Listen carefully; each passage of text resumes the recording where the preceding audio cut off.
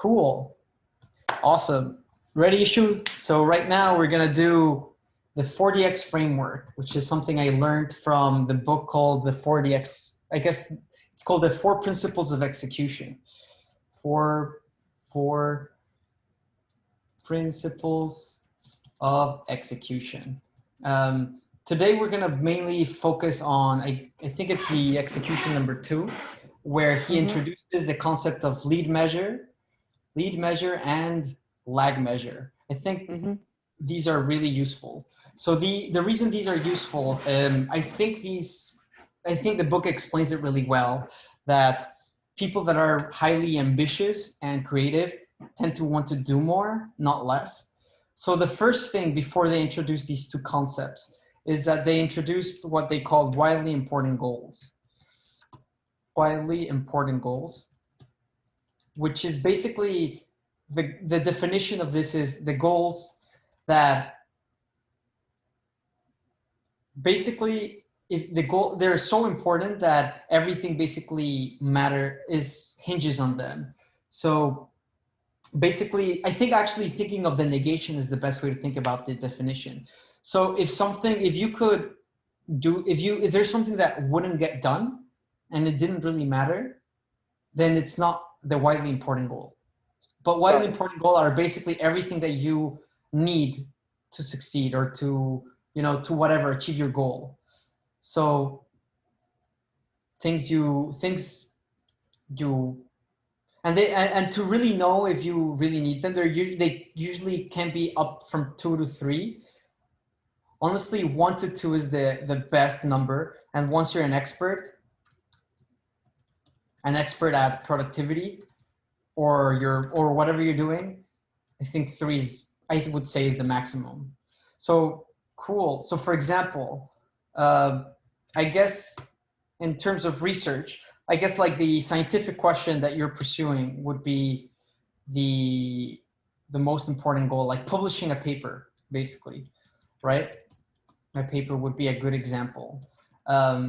Yes, cool. So the issue with widely important goals is that they usually are very close to what they call a lag measure. Essentially, a lag measure is something you don't get the benefits until later. That's why it's called a lag. So I guess this will be familiar to you because of reinforcement learning, right? Some actions you don't really know when they'll lead you to the goal you want to achieve. Yeah. And that is sort of like delayed rewards, right? So the way that they define it is, so you have some lag measure that you want to achieve, like publishing a paper, let's say. That is a very clear lag measure. The issue with it is that you can't really influence it right now, right? There's nothing you can do to publish a paper. Like, you cannot write a paper right now, basically, right? So the way that they define it, that they help you sort of think about this, is so that you can publish a paper, define a measure that is leverageable,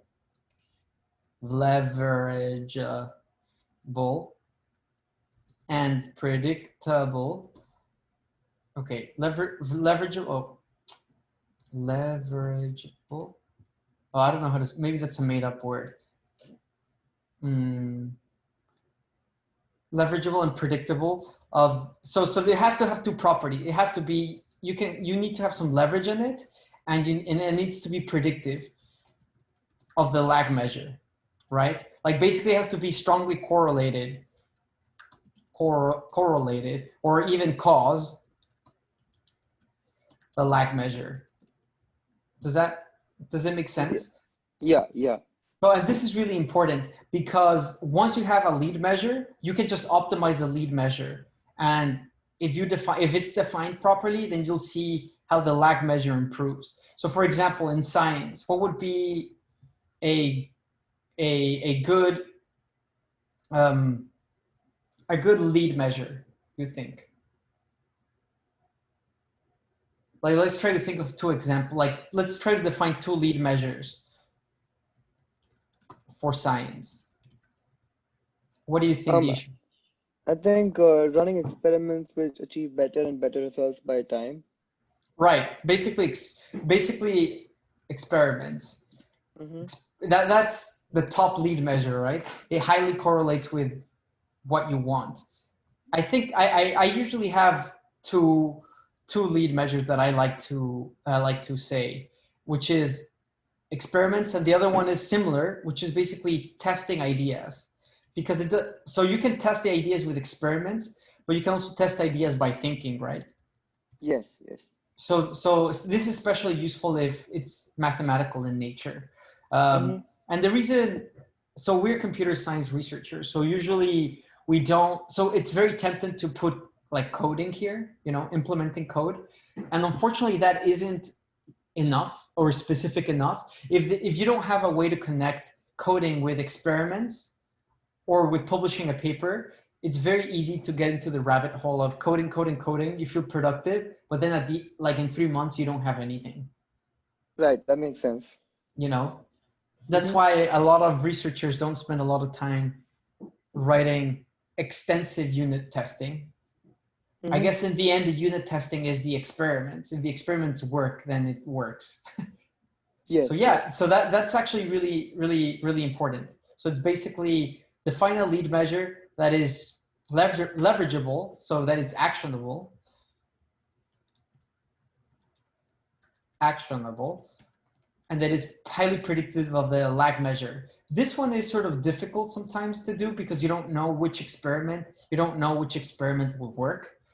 So this one can be tricky, but I guess as long as you are brainstorming with lots of people, especially like professors and things like that, you will probably choose something well.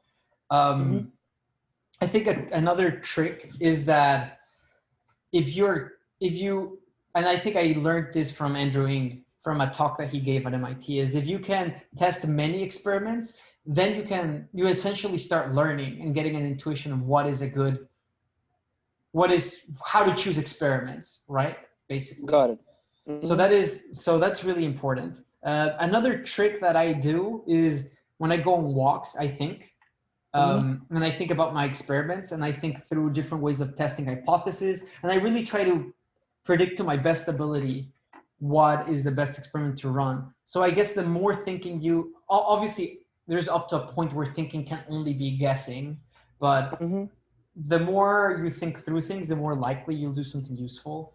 So yes, so lead measure. So define a lead measure that is leverageable, experiments and testing ideas, and have a clear lag measure too. So publishing a paper, high impact usually is high impact is usually what people care about. But it depends, I guess, also on what stage of your career you are and things like that. But I mean, nobody wants to publish something that doesn't matter, obviously. But Yeah. but this is like a good way to formalize it. Mm-hmm. Um, Sometimes I like to give other examples from other fields. So, for example, if you're a a let's see, a comparison that I like to do is from something like with like selling things, like a product that you're selling. So the lag measure might be profits, or like let's see something more like a business. It might be profits, or even customer satisfaction, customer satisfaction. And if you're trying to do these two things, obviously you can't really, it's hard to influence these immediately, but you can have lead measures that might lead to them. So let's see, for a business, let's try to come up with something. Let's say we're selling cookies. Well, the best lead measure is actually, it's sort of, you're trying to get the best, maybe the most customer satisfaction. You want to be the best cookie seller, but you don't. So it's easy to go into like tangents and try to do surveys or whatever or things like that, or sell it to your parents or family. But in the end, I like to link it to real data, to experiments, to treat it as a science. if people don't buy it, then it doesn't work. So basically, like selling, like sales can be good, I think, here. Uh-huh. Uh-huh. Um, I think that's my best idea for this right now. But basically the idea is that you want to test, if you have a product, the only way to test it if people really want it is if people buy it, and if people continue to buy it or use it. Otherwise, it's just sort of in your mind that it's a good product. I guess if you're doing software engineering, coding can be coding relevant. Coding related to product is a good lead measure. So yeah, I think those are the examples I had for you today. Do you have any? I think the main idea for this is the main things I want you to take out of this is, like, if you weren't paying attention, this is the time to measure to pay attention. Is remember wildly important goals. This Mm-hmm. is Mm-hmm. about giving you focus, and lead measure and lag measure Uh-huh. are there to give you focus at every moment so that you know where you're going in the long run and if your short-term actions are actually leading to that.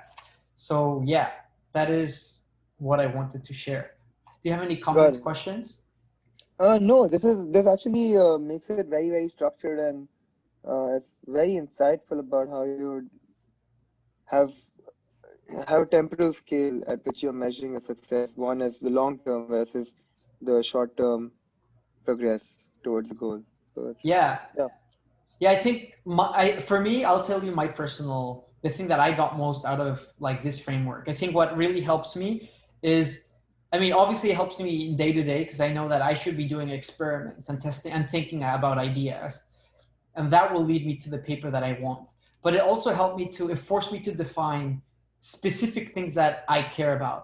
Like if there's a project, like, it helped me choose projects because it's very easy to be ambitious and want to achieve a lot and then try to do too much, right? Um, so like if you really write down, like, if I could do this project and this project, then nothing else, nothing else really matter. I only need these two things. Then it helps you give focus. At least it Right, that helps makes sense. help. And I always try to keep it at a short list because I tend to have the personality that wants to do too much. So Mm-hmm. I always remind myself, I always ask myself this question: if I didn't do this, would I die? Or if I did do this, would my life succeed? I really try to carefully think about if I should be doing this. So yeah, Awesome. cool. That makes a lot of sense. Awesome. Thanks, Issue. I think that's all I wanted to share with you with the 4DX. If you have I'll leave 3 seconds of silence, awkward silence, to see if you have